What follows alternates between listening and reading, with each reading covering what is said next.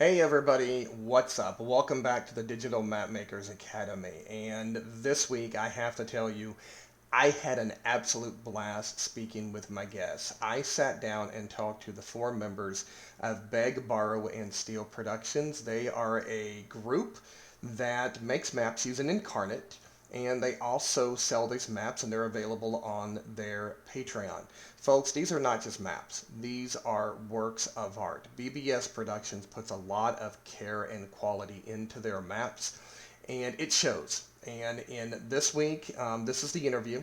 I talked with them about how each of them got started in map making, how they met each other, and how they decided to come together and create a Patreon. If you were thinking about taking your own maps and putting them on a Patreon, this episode is for you. You're going to want to stick around. Let's go ahead. Let's get into it.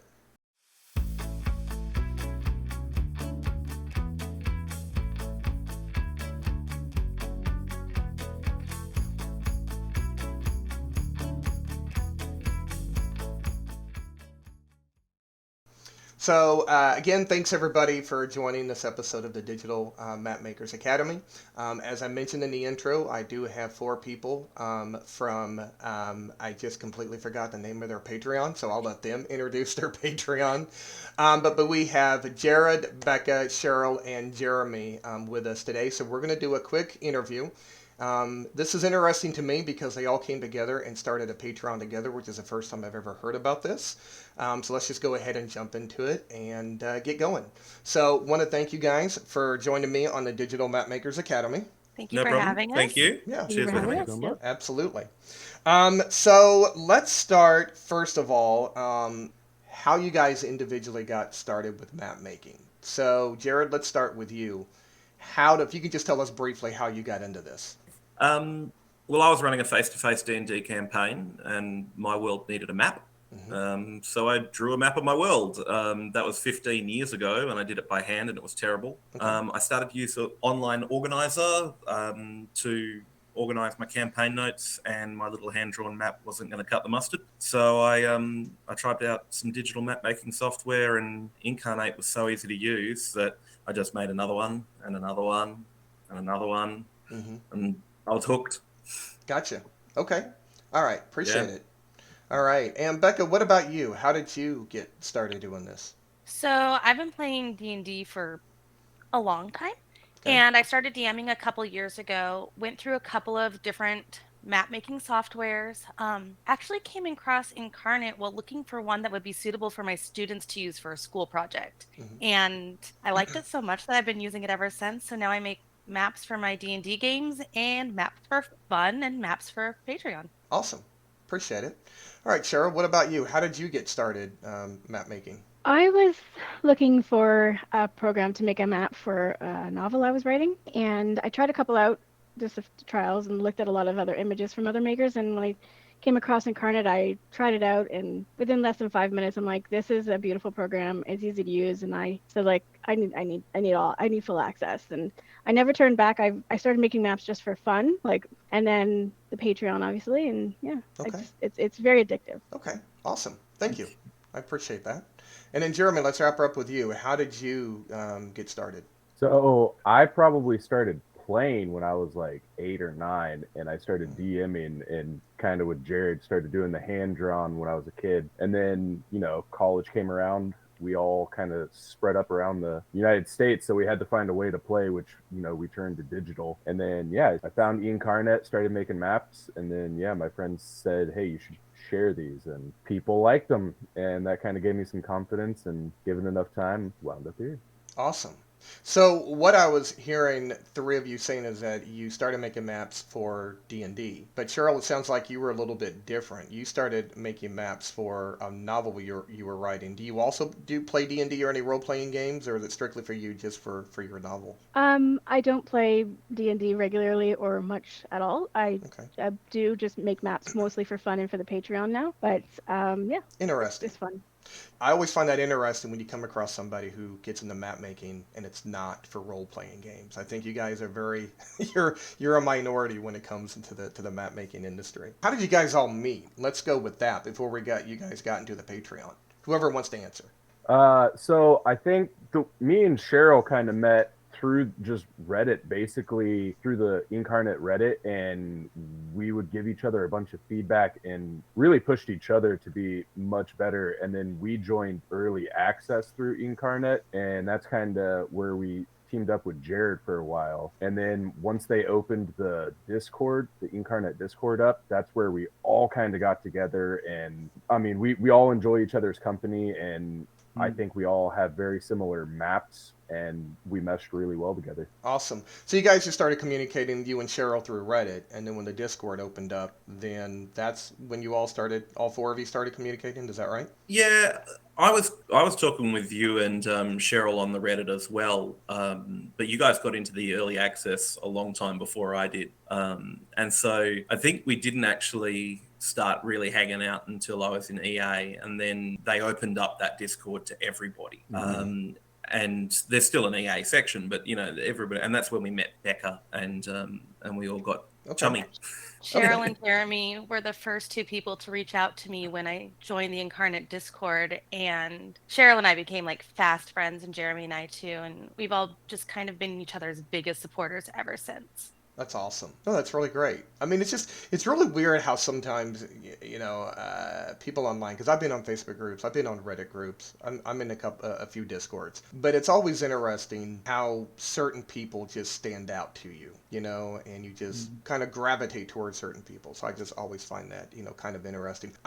Jared, how would you describe your process for making map? Do you plan it out? Do you just jump in and start going, or what do you do? So I have an idea in my mind of what I kind of want. For example, behind me, a canyon through a desert landscape. And so what I'll do is I'll actually then think about the forces that would have created that. And I try to base most of mine in some sort of reality, whether that's the reality of a fantasy world and the rules that that fantasy world plays by, or the reality of our real world and how that works. And so what I'll be looking at is, how did the wind create the canyon? How did the water create the canyon? And I'll look at that type of thing, and I'll marry that with the creative style. If I'm building anything that's got any sort of structures, I always build the terrain first and allow that to dictate what happens on top of that. I think that's something that we've all got fairly in common, that we all tend to build from the ground up.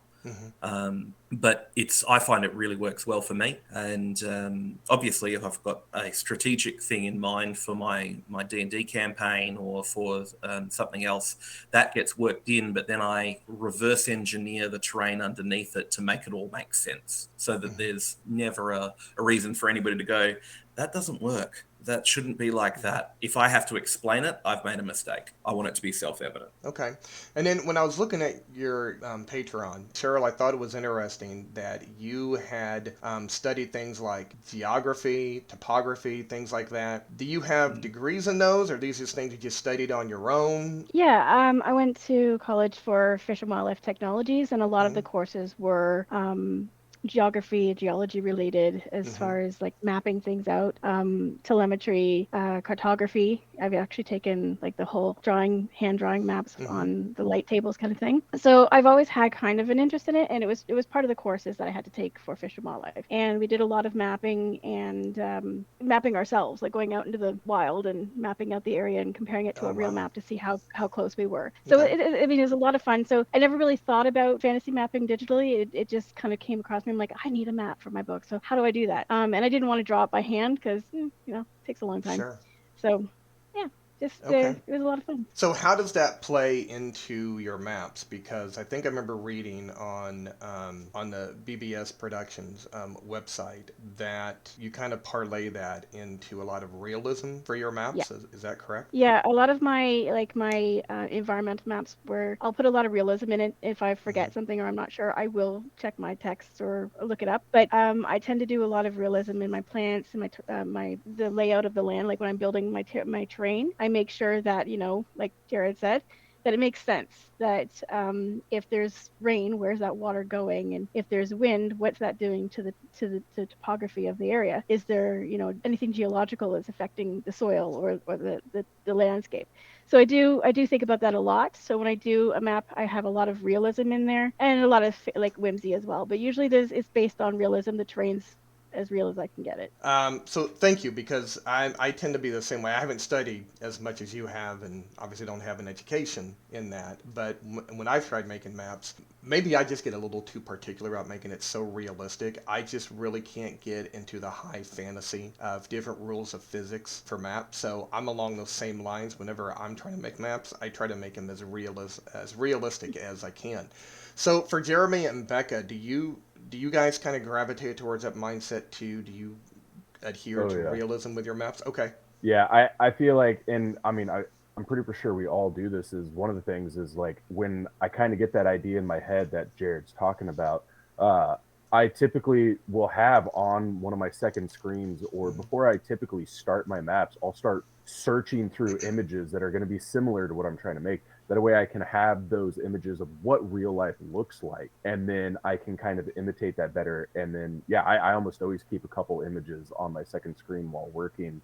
Yeah, those images really help to keep that realism on point. Wow. I actually never thought about that, about having. So when you say images, you're talking about like real world images? Yeah, yeah, I'll Hmm. do. I mean, you can Google just waterfall. I mean, getting the obviously like when you're doing a battle map, you want that top down view. Hmm. But I mean, sometimes even getting those ISO views and other stuff can really help wrap your brain around what is going on there, give you the imagery that you need in order to transpose it onto a map.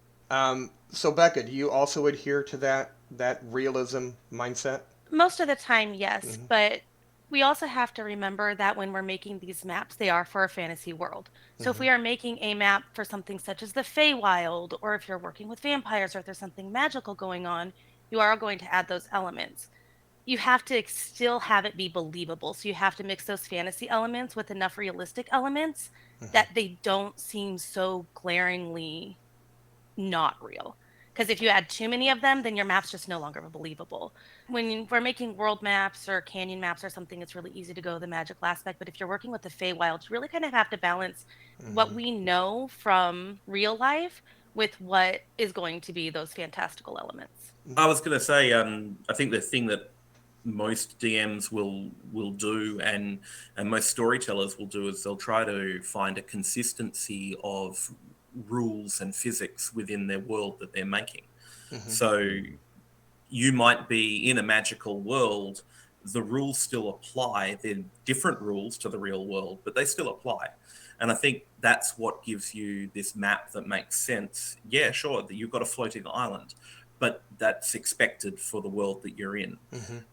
And it's a bit like superheroes in movies whose powers aren't consistent through a movie, or they don't work in the same way. Yes. That suspension of disbelief is gone. So I think that's what we're all trying to get. We're trying to get that suspension of disbelief correct by working within the reality, whatever that reality is, of the Hmm. world that we're in. And I think all of us here, because we've spoken about this before, all of us here, our maps need to tell a story. Just by looking at them, am I Hmm. right, guys? This is Hmm. something that we do, and that's immersion. You've got to bring the character in, bring the players in, and they look at it and they go, wow, there's already a story here before we've even put our pieces on the map. And that kind of immersion gets broken when your map defies the laws of the world that you're working within, whether Hmm. that's D&D, whether that's World of Darkness, whether that's the Lord of the Rings role-playing game, Star Wars D20, whatever. You've got to work within the universe that you're in. Absolutely. 100% agree. 100% agree. So let's talk about Inkarnate and why you guys like Inkarnate. So, what is the number one reason why you guys gravitated towards Inkarnate above all other programs? So, Yep. on first time using Inkarnate, anyone can go into Inkarnate, Hmm. open up a map, place some assets down, and have a decent looking playable map. Like anyone can do that. And then as you grow with Inkarnate and get feedback and learn everything and all the tools, it's unlimited. Like once you get to know how to use things like the path tool or the blend modes or the hue, saturation, brightness, you can make anything with the assets that are given to you. Okay. I think that is probably like the number one selling point for me for Inkarnate is I was able to go in and just make a map and it worked. That's me as well. I am not an artist. I'm not very creative at coming out with something original, but you give me some elements to put together, and I can do it. So I did use Inkarnate way like back in 2016, 17, I think, when it was very, very basic. Mhm. And then when I went back and looked into it, I was like, wow, this thing has changed a lot, from when I looked at it a few years ago. So awesome. What about the rest of you? Why Incarnate? I think one of the things that really pulled me in was it was a map making program. I mean, obviously, like there's some map makers that use Photoshop and stuff like that, uh, which take a lot more time than a program dedicated to it. So I was looking for a program that would definitely speed the process up, Hmm. and a lot of them just had art styles that weren't quite realistic enough Mm. for me. Kind of like what we were talking about is we all really like to make the maps pretty realistic, and so I didn't like the art style of some of the other programs that I was Hmm. finding. I think that is one of the pulls to Incarnate is it has a variety of styles. You can kind of see behind Cheryl, like that's more of a cartoony style Right. that they do have, and then behind me it a more realistic style. So I think that's a really unique thing that not all the programs have is just the variety. And then I think whenever you talk about a program, how easy is it to learn? And then what's that high end when what are the top users being able to pull off? And I think Incarnate's top users can pull off just absolutely amazing things with a variety of styles, which is what really got me. Okay.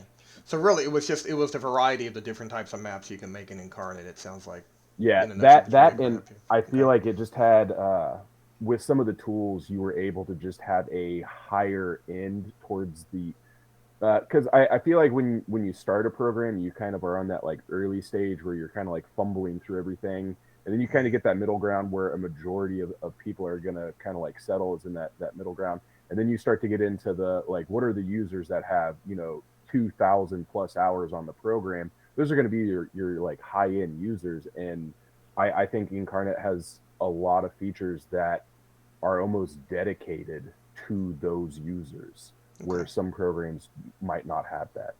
Okay. Awesome. Thanks, Jeremy. Cheryl, what about you? For me, it was honestly, I just love the look of it. I was like, it's so pretty. Hmm. It's kind of a shallow thing to say, but I was looking for something that was I could use without having to really put a lot of effort into learning the program. At the time, it was a lot more basic than it is now. It had exactly what I was looking for. And I just honestly, I just loved the art. That was what drew me in. 100% was the art. Okay. So really, just the style of it is what Yeah. grabbed you. Okay. Yeah. Gotcha. And then Jared, I don't remember if you answered or not. Why?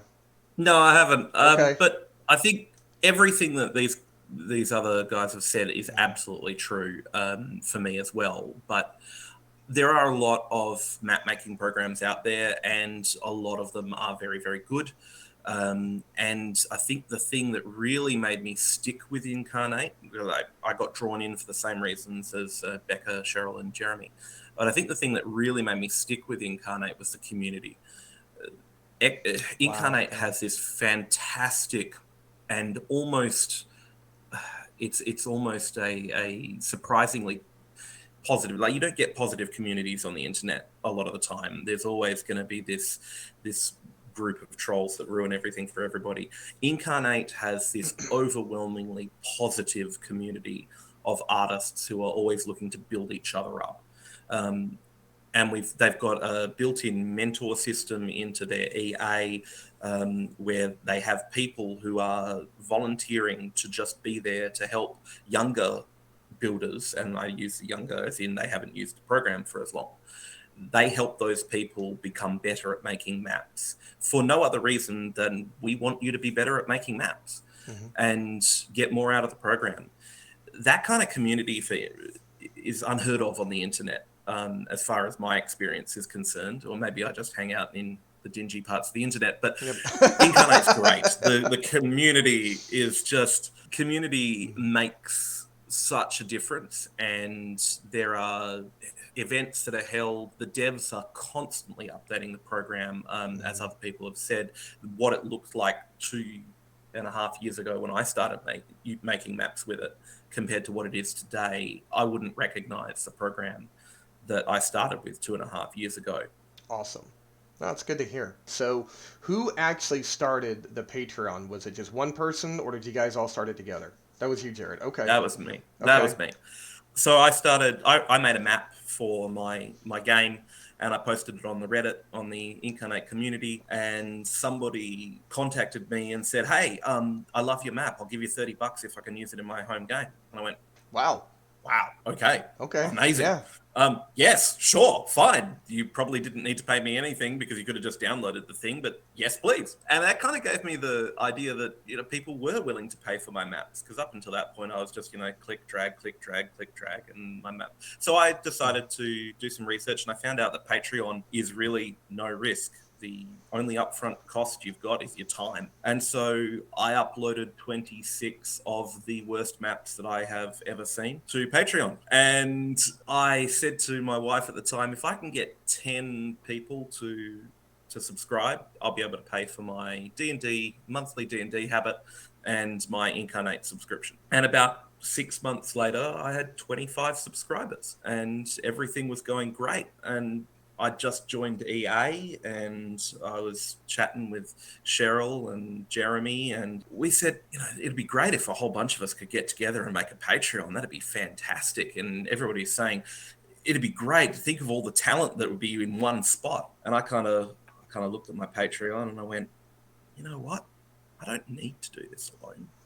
And so I invited them to jump in on mine. I said, why not?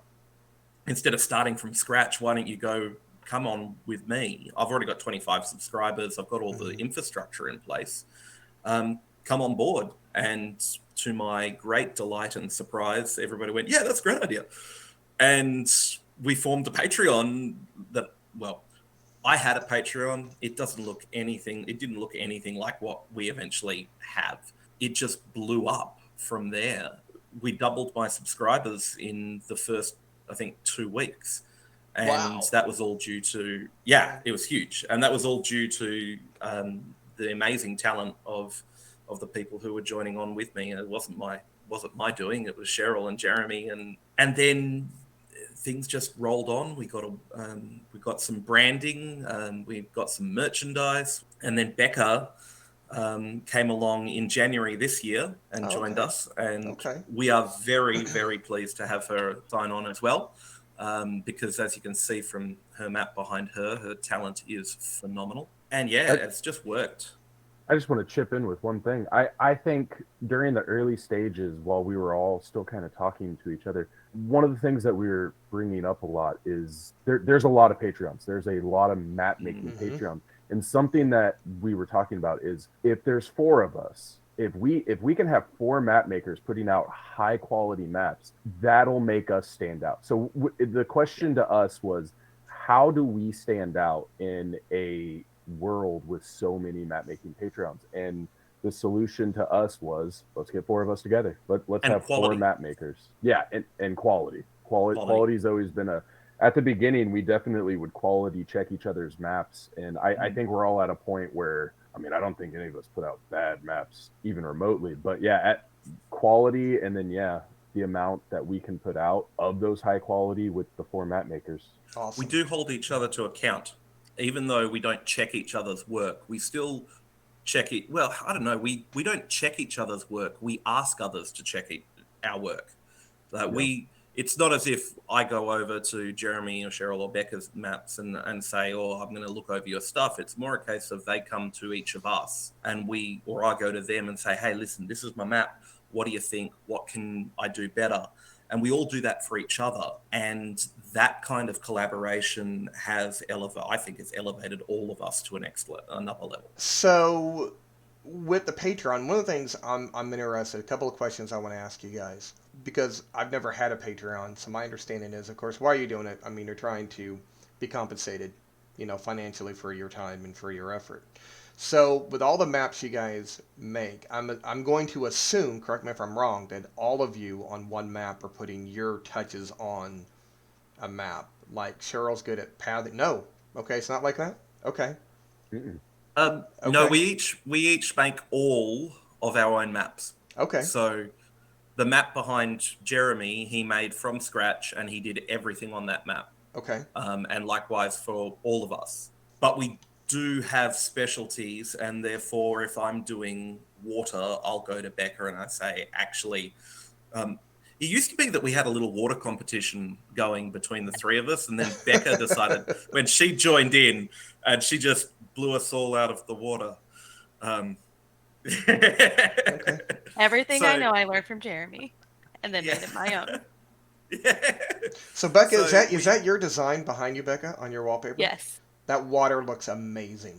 Thank you. You're welcome. That is wallpaper worthy. So Thank yeah. you. I would absolutely have that on my computer desktops. It looks great. So go ahead and finish, Jared. What were you going to say? That's pretty much what I had to Okay. say. We check with people who specialize in the bits that we're doing. We go and we double check with those people in our Patreon, and Okay. and I mean that just makes sense. So then, with I'm going to assume then that whoever's maps get. I mean, if you guys can share this, that's fine. If you can, however, are you guys just with everything that comes in with your subscribers? Are you guys just all splitting it equally financially? We divvy up our income based on the roles that each of us do within the Mm-hmm. business. So there's a certain percentage that's given for creating maps. Mm-hmm. There's a certain percentage given for taking on certain roles like managing Twitter, Facebook, Instagram, and each of those come with a Okay. remuneration as well. Okay. And then we've got a certain amount that goes towards business expenses, such as hosting the website, having to pay for various things that come up. And I think one of the biggest things that I've tried to do is because I manage the finances. The biggest thing I've tried to do is make sure that everything's transparent and that I'm always able to be held account for everything that I do. Mm-hmm. So there's no question of, oh, where did that money go? Because everybody in Patreon can see where that money went. Gotcha. Well, the reason I asked that question is because I have to imagine, as I said in the meeting invite I sent to you guys, that I'm sure there's map makers out there who are wanting to get started making a Patreon. They're probably questioning, they're doubting whether they're good enough to do it. And I mean, my advice to them would be just do it and just see what happens. You never know. What would be your top advice to people who want to start a Patreon, whether individually or whether as a group? Maybe they Yeah. can learn from missteps on your part. Go ahead, Jeremy. So I actually had a Patreon before I joined, and to me, it was you have to understand once you start that Patreon, especially if you're by yourself. And this was one of the really big pulls for me to be with a group. Is if I'm sick and I can't make a map or something like that, Mm-hmm. the others are here. I mean, this has happened where one of us gets sick or hurt and the rest of the team is like, hey, take your time, we can make the maps this month, get better. And you gotta remember, once you start that Patreon, if you're by yourself, people are paying you for that month. So if you don't get content out there, Yep. that's going to be a problem. So my first suggestion would be have a backstock that you can upload. Nobody wants to subscribe to a Patreon with 2 maps. That If you makes have a sense. backlog, even if it's 20 maps, they're subscribing to your new content, but they can get your old content. And then the second thing is try to have a bigger backlog than what you uploaded for those moments. If you get sick, you can pull up one of these maps that you have tucked away and say, hey, here's this map. I still got my content out this month. Okay, that Yep. makes sense. That makes perfect sense as well. Anybody else? I'd just say that absolutely what Jeremy said was Mm-hmm. absolutely true. If you are going to do your own Patreon by yourself, my advice would be to get yourself a list every week. This is what I'm going to do. Every Wednesday, I'm going to do this. Every Friday, I'm going to do this. Give yourself a schedule that you can go through and stick to. Organize yourself really, really well, because if you've got a good system of organization in place, then if you do get sick and you're on your own, then you've at least got a framework to work within. and you can see what's coming up, what needs to be done. And there's nobody around to remind you stuff if you're on your own. So that really helps. It's really difficult to give advice because we've got the advantage of 4 and most people won't. I do think that one other thing too, whether you're with a group or on your own, is you have to be willing to put in the legwork on things other than just the Patreon. Facebook, Twitter, Instagram, Reddit, different Discord communities. Like if you want people to see your stuff, you have to put it out there. Yep. And you have to put it out there regularly because, a lot of the people that see our stuff, we always ask them, how did you find us? And it's like, I saw this one map from 6 months ago on Instagram, or I saw your thing on this other person's post that you interacted with on Twitter, or things like that. You really have to not just focus on putting stuff on Patreon, but you also have to focus on putting your stuff in other places so people know where your Patreon is. That makes sense. All right. So good deal. So we're about an hour into this. So why don't we go ahead and let's move into the demonstration. Seriously, was that an awesome interview or what? Again, I had a blast talking to Jared, Becca, and Cheryl and Jeremy, and I hope you enjoyed watching this interview as well. Next week, Jared is going to show us how you can use Elevation Inkarnate to really make height stand out in your maps, and then Becca is also going to show us how you can make beautiful bodies of water, and she's going to show some tips and tricks on how you can make water in your maps in Inkarnate really stand out. If you enjoyed this content, please click subscribe and don't forget to click the dingy bell so you'll be notified whenever a new episode is released. Thanks again for watching, and we'll see you next time on the Digital Mapmakers Academy.